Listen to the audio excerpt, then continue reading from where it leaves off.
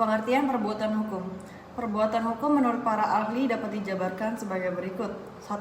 Perubahan hukum merupakan perbuatan subjek hukum, manusia atau badan hukum yang akibatnya diatur oleh hukum. Karena akibat itu, perbuatan hukum bisa dianggap sebagai kehendak dari subjek yang melakukan hukum. Unsur-unsur utama dari perbuatan hukum adalah kehendak dan pernyataan kehendak yang sengaja ditujukan untuk menciptakan akibat hukum. Perbuatan hukum adalah tindakan yang dilakukan oleh subjek hukum yang memiliki niat untuk menimbulkan akibat hukum, dan akibat tersebut biasanya diatur oleh hukum. Yang kedua, menurut Profesor Zainul Ar-Rasyid Eza mengungkapkan pengertian perbuatan hukum ialah setiap perbuatan yang akibatnya diatur oleh hukum dan akibat itu dikehendaki oleh yang melakukan perbuatan. Dari pengertian perbuatan hukum yang diungkapkan para ahli di atas dapat disimpulkan bahwa pengertian perbuatan hukum adalah suatu perbuatan yang dilakukan oleh subjek hukum, manusia atau badan hukum perbuatan mana dapat menimbulkan suatu akibat yang dikehendaki oleh yang melakukannya. Jika perbuatan itu akibatnya tidak dikehendaki oleh yang melakukan atau salah satu di antara yang melakukannya, maka perbuatan itu bukan perbuatan hukum. Dengan demikian, jika ditelah pengertian perbuatan hukum di atas, terdapat unsur-unsur perbuatan hukum sebagai berikut. Yang pertama, perbuatan itu harus dilakukan oleh subjek hukum. Kedua, perbuatan itu akibatnya diatur oleh hukum. Tiga, perbuatan itu akibatnya dikehendaki oleh yang melakukan perbuatan itu sendiri. Jenis dan contoh perbuatan hukum. Perbuatan terdiri dari dua jenis yang dijabarkan sebagai berikut. 1. Perbuatan hukum sepihak. Perbuatan hukum yang dilakukan oleh satu pihak saja yang menimbulkan hak dan kewajiban pada satu pihak pula, seperti pembuatan surat wasiat dalam pasal 875 KUH Perdata, pemberian hibah suatu benda pasal 166 KUH Perdata, penerimaan atau penolakan suatu warisan.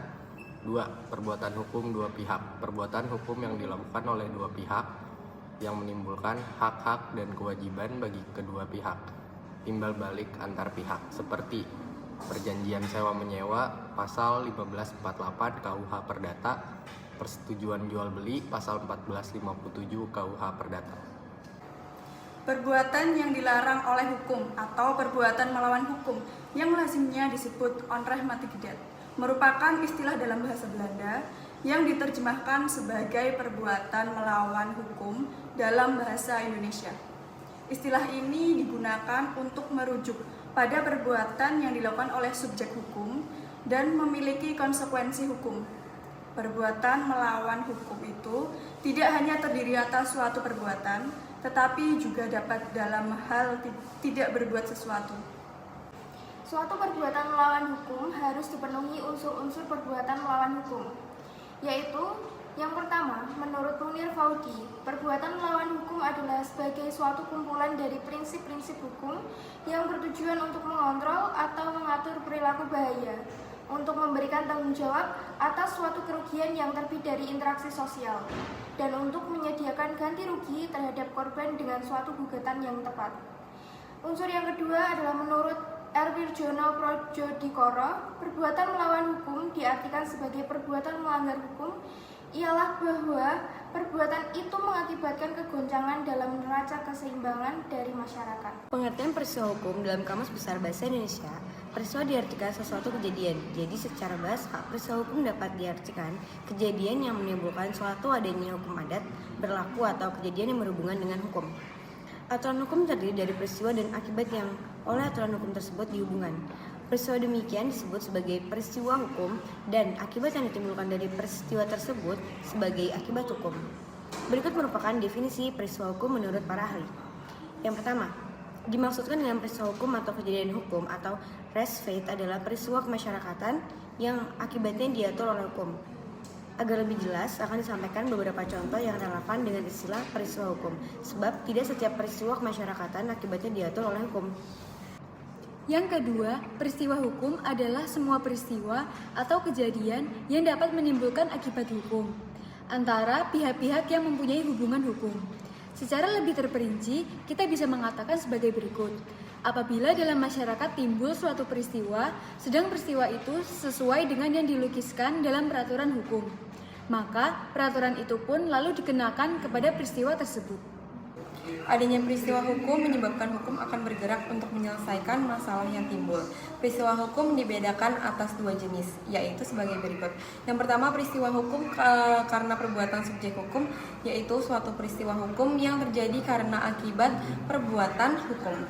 Yang kedua, peristiwa hukum yang bukan perbuatan subjek hukum atau peristiwa hukum lainnya, yaitu peristiwa hukum yang terjadi dalam masyarakat yang bukan merupakan akibat dari perbuatan subjek hukum. Perbuatan hukum dan peristiwa hukum adalah dua konsep penting dalam hukum yang seringkali disalahartikan sebagai salah satu hal yang sama. Namun keduanya memiliki perbedaan yang signifikan. Berikut adalah perbedaan antara perbuatan hukum dan peristiwa hukum. A. Perbuatan hukum adalah tindakan yang dilakukan oleh seseorang atau kelompok orang yang memiliki tujuan untuk menimbulkan akibat hukum tertentu. Definisi perbuatan hukum dapat ditemukan dalam buku Hukum Kontrak, Teori dan Teknik Penyusunan Kontrak yang menyatakan bahwa perbuatan hukum berdasarkan kata sepakat untuk menimbulkan akibat hukum. Dapat disimpulkan bahwa perbuatan hukum dilakukan dengan tujuan untuk menimbulkan akibat hukum tertentu. Selanjutnya adalah peristiwa hukum. Peristiwa hukum adalah kejadian yang terjadi tanpa campur tangan manusia dan dapat menimbulkan akibat hukum tertentu. Definisi peristiwa hukum dapat ditemukan dalam buku Sistem Hukum Indonesia edisi 1, pengarang Harsanto Nursanti HLM 126, yang menyatakan bahwa kata menggerakkan hukum diartikan sebagai timbulnya kelanjutan-kelanjutan, artinya adanya peristiwa hukum yang tercantum dalam rumusan. Dapat diambil kesimpulan, perbuatan hukum dan peristiwa hukum adalah dua konsep yang penting dalam hukum yang memiliki perbedaan yang signifikan. Perbuatan hukum melibatkan tindakan manusia dengan tujuan untuk menimbulkan akibat hukum tertentu. Sedangkan peristiwa hukum terjadi tanpa campur tangan manusia dan dapat menimbulkan akibat hukum tertentu.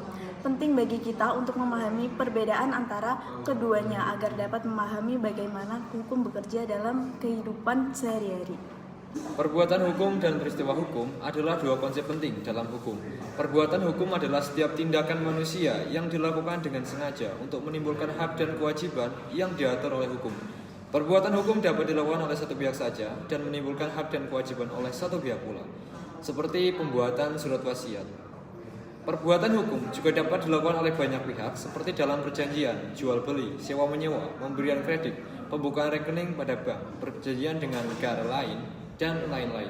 Namun, perbuatan hukum dapat dikatakan melawan hukum jika bertentangan dengan hukum pada umumnya.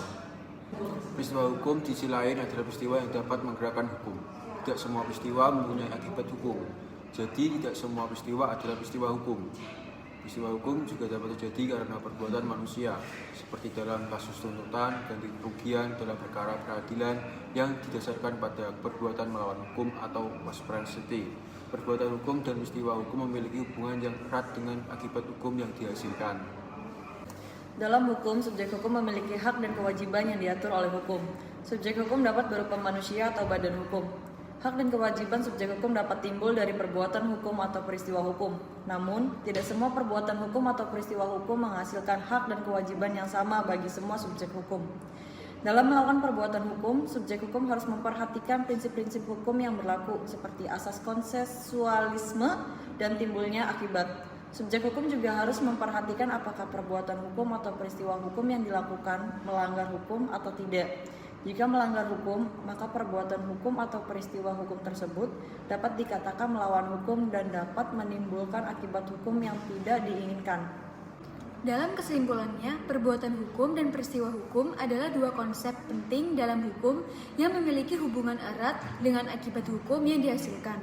Subjek hukum harus memperhatikan prinsip-prinsip hukum yang berlaku dan memastikan bahwa perbuatan hukum atau peristiwa hukum yang tidak dilakukan tidak melanggar hukum.